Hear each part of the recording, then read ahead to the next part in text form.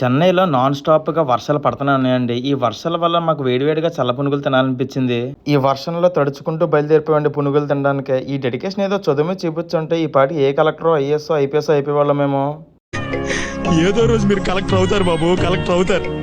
చెన్నై తురైపాకంలో ఉండే శ్రీ కనకదుర్గ స్నాక్స్కి అయితే వస్తామండి. ఇక్కడ అన్ని రకాల స్నాక్స్ అయితే ఉన్నాయి. మేము వేడివేడిగా చల్ల పునుగులు ఒక ప్లేట్ అయితే తీసుకున్నాం.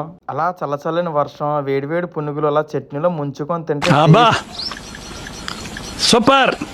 దాంతోపాటు ఒక ప్లేట్ మైసూర్ బజ్జీ, అది వేడిగా లేదు కానీ ఒక బజ్జీ పీస్ తీసుకొని బాగా చట్నీ ముంచుకొని తింటే టేస్ట్ అయితే అద్దరిపోయిందండి. మరి మిరపకాయ బజ్జీ లేకపోతే ఎలాగండి, అదొక ప్లేట్ తీసుకున్నాం. దీని టేస్ట్ అయితే మా ఊడికి తెగనొచ్చిందంట. దాంతోపాటు టమాటా బజ్జీ అండి, చూడండి ఎలా విడదీసి చూపించేస్తున్నాడు టమాటా బజ్జీని. ఎరా మతాబి దీని టేస్ట్ ఎలాగుందరా చెప్పరా ఒకసారి అండి. డైలాగ్ చూడండి ఏమని వేసాడు.